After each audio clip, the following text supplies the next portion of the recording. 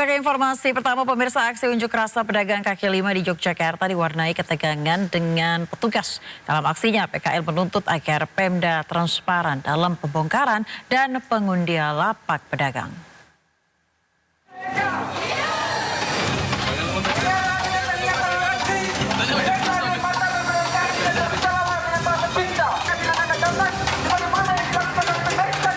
Masa yang tergabung dari pedagang kaki lima menggelar aksi dengan berjalan kaki ke gedung DPRD Daerah Istimewa Yogyakarta.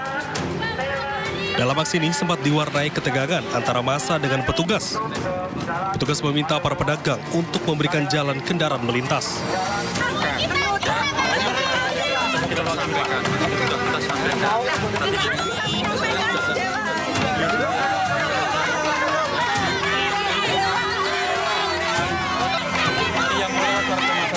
Dalam orasinya, pengunjuk rasa menuntut adanya transparansi terkait relokasi dan melibatkan para PKL dalam mengambil kebijakan. PKL juga memprotes adanya dugaan kecurangan dalam pengundian lapak di tempat relokasi. Teman-teman PKL Teras Malioboro 2 ini tidak pernah sama sekali dilibatkan dalam proses relokasi. Yang artinya itu secara tidak langsung menyalahi aturan dari demokrasi itu sendiri. Sayangnya praktek yang dilakukan dalam pengambilan kebijakan oleh provinsi ini tidak memenuhi prinsip-prinsip demokrasi yakni partisipasi. Untuk itu kami juga menuntut adanya jaminan hidup di mana teman-teman PKL Teras Malioboro 2 yang hari ini dilokasi ke Tandan dan Baskelan sangat kesusahan dalam mengakses modal untuk mendisplay kembali dagangannya. Itu membutuhkan modal lagi, betul tidak kawan-kawan? Mereka juga menuntut dana jaminan hidup karena tidak adanya penghasilan di lokasi berjualan yang baru. Sementara itu, para pedagang juga mengancam akan kembali menggelar aksi dengan melibatkan massa yang lebih banyak apabila tuntutan mereka tidak dipenuhi. Dari Yogyakarta, Gunanto Farhan, Aijus melaporkan. Pemirsa, ribuan tenaga honorer menggelar demo di depan gedung DPR MPR. Para honorer menuntut pemerintah untuk tuntaskan database BKN yang hingga tahun 2025 tak kunjung dituntaskan. Aliansi honorer melakukan unjuk rasa dan orasi di depan gedung DPR MPR. Massa mendesak pemerintah untuk menuntaskan data BKN atau data para honorer dengan status R2 R3 yang semula target selesainya tahun 2024, namun hingga tahun 2025 tak kunjung dituntaskan. Selain itu, para tenaga honorer juga menolak surat edaran Kemenpan RB nomor 16 tahun 2025 yang salah satu diktumnya menyebut gaji honorer sama dengan P3K. Dengan turun ke jalan, massa berharap pemerintah memerhatikan kesejahteraan honorer yang kerap diabaikan pemerintah hingga berpuluh-puluh tahun. Edaran Kemenpan RB nomor 16 tahun 2025, teman-teman honorer yang tidak tuntas itu diberikan janji P3K paruh waktu. P3K paruh waktu di sana berbunyi di diktum 19 diberikan gaji sama seperti yang diterima pada saat honor. Pemirsa, puluhan perwakilan dosen dari berbagai daerah di Sumatera Barat pun menggelar aksi di sekitaran Silang, Monas, Jakarta Pusat. Aksi dilakukan untuk menuntut tunjangan kinerja atau TUKIN tahun 2020 hingga 2024 yang tidak cair. Asosiasi Dosen Seluruh Indonesia atau ADKASI Sumatera Barat menggelar aksi di depan patung kuda, tepatnya sekitaran Silang, Monas, Jakarta Pusat. Para dosen ini menuntut keputusan pemerintah mengenai TUKIN dosen ASN yang tidak cair. Selain dari perwakilan dosen, sumber aksi ini juga diikuti dosen dari daerah lain, diantaranya Jawa Timur, Kepulauan Riau, Lampung, dan lainnya. Para dosen ini berharap pemerintah mendengarkan tuntutan terkait tunjangan dosen ASN bisa segera dipenuhi.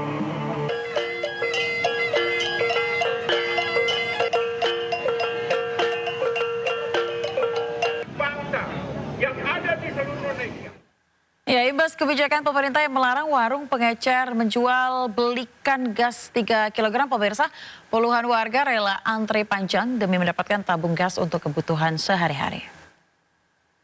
Nggak dapat gas, baru turun hari ini nih. Ya. Ya. Oke gas, tapi nggak ada gas. Ya. Imbas kebijakan pemerintah yang melarang warung pengecer menjual belikan gas 3 kg, puluhan warga rela antre panjang demi mendapatkan tabung gas untuk kebutuhan sehari-hari.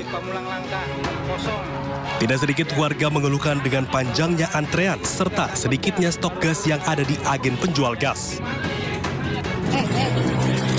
KTP jangan lupa, KTP. Imbas kebijakan ini juga terdampak kepada pedagang kecil yang kesehariannya menggunakan gas 3 kg untuk memasak dagangannya.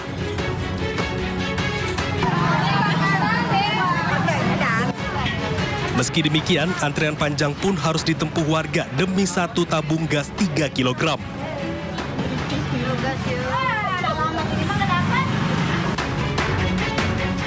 Antrean pembelian gas 3 kg tidak hanya di agen-agen resmi yang memiliki surat izin usaha atau nomor induk berusaha. Antrean juga terjadi di sebuah pangkalan SPBU Kedoya, Kebonjeruk, Jakarta.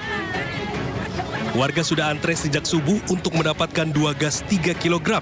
Untuk mendapatkan gas 3 kg, warga dibatasi hanya 2 tabung dengan syarat membawa KTP. Menurut warga, kondisi saat ini sangat menyulitkan mereka. Ya kan kalau di warung-warung eceran udah nggak ada nih. Ibu setuju nggak? Tidak lah, tidak setuju dong Pak. Yang ada di acara-acara kita nggak usah ngantarkannya panas, waktunya juga nggak ada Pak kalau kayak gini. Tapi kan harganya lebih murah, Bu. Ya lebih murah tapi kan ngantarnya kayak gini, makan waktu. Kita belum apa-ngapain Bu. Tapi kan harganya lebih murah, Bu. Lebih murah tapi kan kalau misalnya nggak dapat buat apa kita. Ya kan, sekarang kita mau masak nggak ada. Ya kan? Sebelumnya, pemerintah melalui Kementerian Energi dan Sumber Daya Mineral (ESDM) memastikan bahwa mulai 1 Februari 2025, penjualan LPG 3 kg atau gas melon tidak lagi diperbolehkan di tingkat pengecer. Kebijakan itu agar pendistribusian gas 3 kg lebih tepat sasaran dan mengurangi potensi penyelewengan subsidi. Pengecer itu ya justru kita jadikan pangkalan, itu ada formal untuk mereka mendaftarkan nomor induk berusaha terlebih dulu. Jadi ini kan seluruh Indonesia kan bisa, ini pendaftaran secara online. Ini juga seharusnya tidak ada kendala. Tapi itu beneran berlaku per 1 Februari? Per 1 Februari. Peralihan dari pengecer ke ini? Ya karena itu kan ada jeda waktu kita berikan untuk 1 bulan. Berarti pengecer bisa daftar jadi pangkalan atau agen? Pangkalan, jadi pangkalan. Saat ini, warga di beberapa wilayah Indonesia sangat berharap Presiden Prabowo Subianto bisa melihat langsung dampak kebijakan pelarangan warung eceran tidak menjual gas 3 kg di pasaran kepada warga. Tim Liputan iNews melaporkan. Pemirsa, imbas pelarangan penjualan di tingkat warung pengecer, kelangkaan gas LPG 3 kg terjadi di sejumlah wilayah di Kabupaten Tangerang. Warga bahkan rela antri demi mendapatkan gas LPG.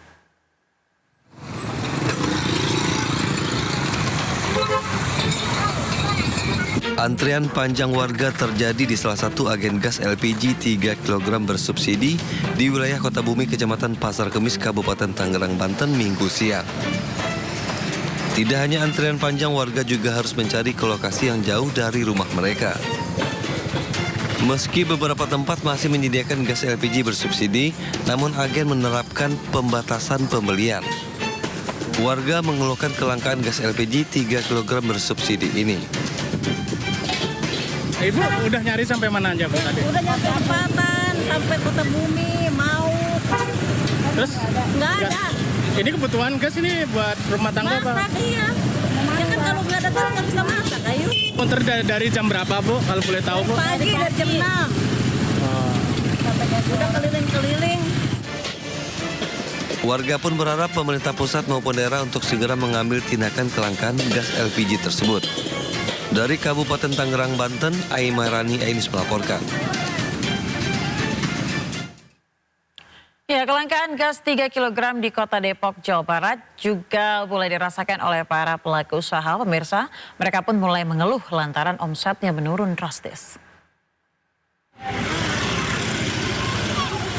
Sejumlah pedagang makanan seperti pedagang soto dan toge goreng yang berada di Jalan Raya Cilangkap, Tapos, Kota Depok mulai mengeluhkan kelangkaan gas 3 kg yang terjadi sejak 2 hari lalu. Menurut pedagang, kelangkaan gas 3 kg ini membuat omset mereka menurun. Para pedagang pun berharap kelangkaan gas 3 kg ini segera bisa diatasi agar usaha mereka tidak gulung tikar.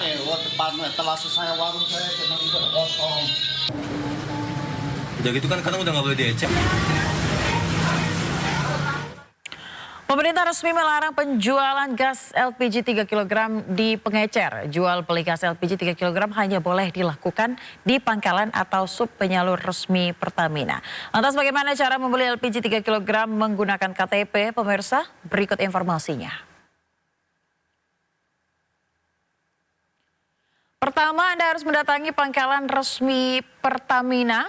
Selanjutnya menunjukkan KTP kepada petugas.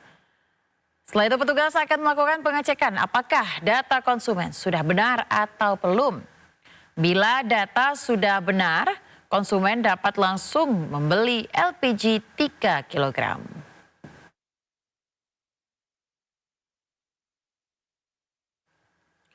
Sementara itu, Menteri SDM Bahlil Lahadalia mengungkap alasan dibalik penghapusan pengecer gas LPG 3 kg. Menurutnya, keputusan tersebut diambil karena adanya pihak yang mencoba memainkan harga. Laporan yang masuk ke kami itu kan ada yang memainkan harga. Ini jujur aja. Harganya itu kan ke rakyat itu harusnya tidak lebih dari 5.000, 6.000. Karena saya mau jelaskan secara rinci ya.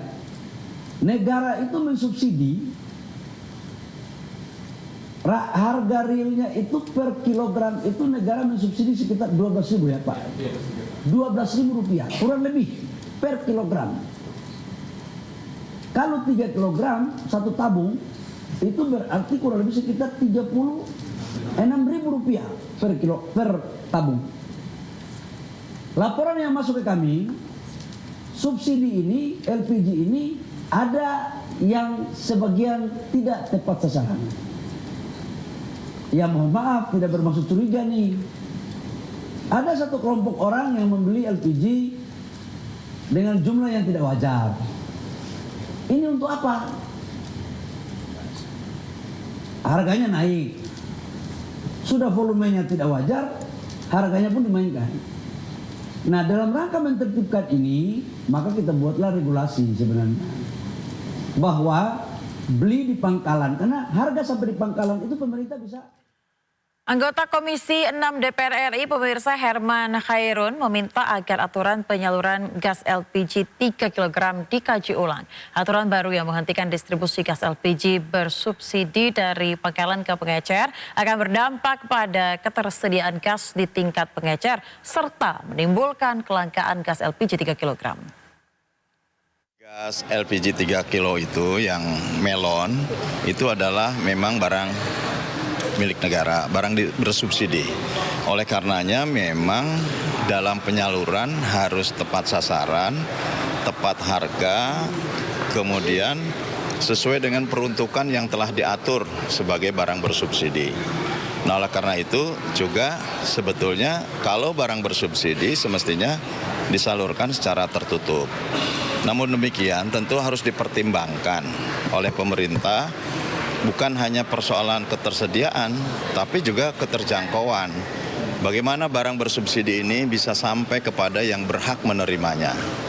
Nah, kalau aturannya sekarang dirubah per 1 Februari ini sampai di tingkat pangkalan, ya berarti harus ada upaya dari para penerima manfaat, penerima subsidi untuk bisa mengambil atau membeli ke pangkalan. Pangkalan itu kan titiknya ditentukan. Titiknya kan hanya satu titik pangkalan. Nah, kalau satu titik pangkalan apakah bisa menjangkau ke desa, ke kampung? Nah, kalau tidak berarti harus ada ongkos tambahan bagi para penerima subsidi ini untuk membeli sampai ke pangkalan. Menurut saya ini harus dikaji ulang ya. Karena yang salah kan bukan persoalan penyaluran sampai tingkat tingkat penerima dikarenakan oleh aturannya gitu ya. Misalkan aturannya harus sampai tingkat pangkalan, bukan. Tetapi ini kan oleh pelanggarannya gitu. Sementara itu pemirsa, pihak Pertamina Patraniaga memastikan harga LPG 3 kg di pangkalan resmi akan lebih murah. Pertamina sendiri telah menambah ketersediaan gas melon tersebut guna mencegah kelangkaan. Dan berikut cuplikan dialog rekan David Silahoy bersama Korsek Pertamina Patraniaga Happy Lonsari. Kalau untuk LPG 3 kilo ini memang pasca penetapan kebijakan dari Kementerian SDM ya yang 1 Februari kita melihat memang ada lonjakan konsumsi dan mungkin di sini terjadi ini mungkin ya panic buying ya, sehingga orang yang biasanya beli ke pangkalan itu 1 tabung refill atau 2 tabung, sekarang ini kita lihat rata-rata lebih dari 2 tabung. Tapi memang kebijakan ini memerlukan ini ya kerjasama dari semua pihak dan termasuk juga dengan konsumen ya, yang tadinya mungkin perilaku konsumsinya biasanya kan di pengecer mereka bisa dapat dikirim ke rumah ya tanpa perlu pergi keluar dari rumah. Sekarang karena pembelian penuhnya dilayani di pangkalan 3 kilo sehingga memang harus mendatangi pangkalan LPG 3 kilo. Ya, artinya memang dari Pertamina sendiri langsung memangkas untuk sampai pengecer ya Bu ya. Ini dari seminggu lalu soalnya. Kalau kebijakan pemerintahnya sih 1 Februari ya Mas ya. Tapi kelangkaannya udah sejak seminggu yang lalu bahkan. Oh iya, kalau yang itu memang yang seminggu lalu ini karena kenaikan konsumsi pada long weekend karena ada hari besar di Isra Mi'raj dan Imlek ya, dan sepanjang Januari kemarin sebetulnya dari Pertamina sendiri sudah melakukan penambahan sebesar 9,2 juta tabung gitu. Nah sekarang yang kita fokuskan adalah di awal Februari ini pasca kebijakan berlangsung. Yang pasti kami membuat ini nih Mas link untuk memudahkan masyarakat ya menemukan pangkalan terdekat khususnya bagi masyarakat yang biasa beli di pengecer. Karena memang di beberapa titik kami lihat karena mereka belum banyak tahu nih pangkalan yang ada terdekat di mereka, sehingga memang beberapa penjualan terpusat di satu titik yang memang mungkin kondisinya lebih besar ya. Sebetulnya juga pengecer ini bisa bentuknya warung selama ada selang. Kalau untuk pangkalan resmi 3 kilo kami pastikan ini tidak ada penimbunan ya. Dan pangkalan ini memang wajib menjual harga sesuai dengan harga eceran tertinggi yang ditetapkan oleh pemerintah daerah masing-masing. Sehingga memang harga pasti terkontrol dan mereka menjual harus sesuai. Nah kalau di pengecer ini memang kan tidak diatur dan di luar pengawasan pemerintah daerah maupun Pertamina. Sehingga mereka bisa menentukan harga dan menaikkan harga sesuai dengan keinginan masing-masing pengecer ya. Sehingga saya rasa memang dengan adanya kebijakan pemerintah ini sebetulnya masyarakat diuntungkan. Karena kalau beli di pangkalan ini pasti harganya sesuai HET. Kalau ada pangkalan yang jual di atas HET, ini masyarakat bisa melaporkan ke call center 135 untuk bisa kami tindak lanjuti. Nah cuman sekarang masalahnya masyarakat ini masih banyak yang belum tahu ini satu toko ini pengecer atau pangkalan. Nah seperti apa Bu untuk mengetahuinya itu Bu? Edukasi. Betul. Nah pangkalan ini bisa dikenali dari pelang nama ya. Biasanya warnanya hijau melon. Di situ ada nama pangkalan, nama agen, dan tertera HET ini berapa. Misalnya seperti di Jakarta Pusat ya, HET-nya 16.000. Mereka harus jual sesuai harga itu. Nggak boleh naik dan benar-benar harus 16.000. Nah, itu sebetulnya memang salah satu keuntungan membeli di pangkalan. Tentunya juga kalau di pangkalan ini kan biasanya ada timbangan nih Mas. Konsumen bisa nimbang, kalau misalnya nggak yakin kok volumenya kayaknya kurang ya, ditimbang aja. Kalau nggak yakin ya langsung ditukar gitu. Jadi banyak untungnya. Pemirsa, butut dugaan pemerasan terhadap puluhan warga negara Tiongkok, sejumlah pejabat imigrasi Bandara Soekarno-Hatta dinonaktifkan oleh Kementerian Imigrasi dan Pemasyarakatan. Dugaan pemerasan mencuat setelah Kedutaan Besar Tiongkok mengirim surat berisi apresiasi terhadap Kemenlu RI terkait penanganan pemerasan.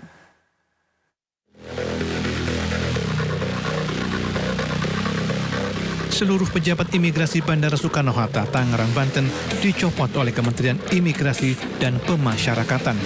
Pencopotan dilakukan terkait dugaan pemerasan terhadap puluhan warga Tiongkok. Menteri Imigrasi dan Pemasyarakatan membenarkan pihaknya telah mencopot seluruh pejabat imigrasi Bandara Soekarno-Hatta dan pemeriksaan internal masih dilakukan. Tindak lanjut dilakukan setelah Kementerian Imigrasi dan Pemasyarakatan menerima informasi dari Kementerian Luar Negeri terkait dugaan pemerasan tersebut. Agus Andrianto menjelaskan meski sudah ada pengembalian uang kepada puluhan warga Tiongkok, namun seluruh pejabat yang terbukti terlibat dugaan pemerasan tetap mendapat sanksi sesuai kadar pertanggungjawabannya. Dugaan pemeriksaan mencuat setelah Kedutaan Besar Tiongkok mengirim surat berisi apresiasi terhadap Kemenlu RI terkait penanganan pemerasan. Tim Liputan melaporkan.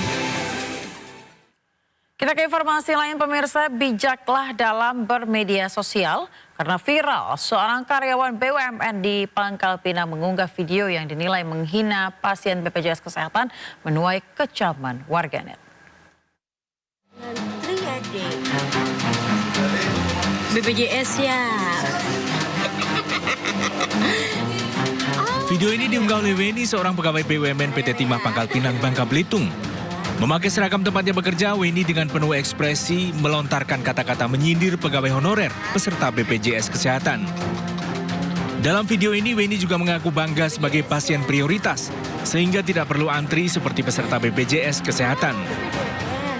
Masih honorer ya. Yang ngantri deh, pasien prioritas. Video ini pun viral dan mendapat kecaman dari warganet.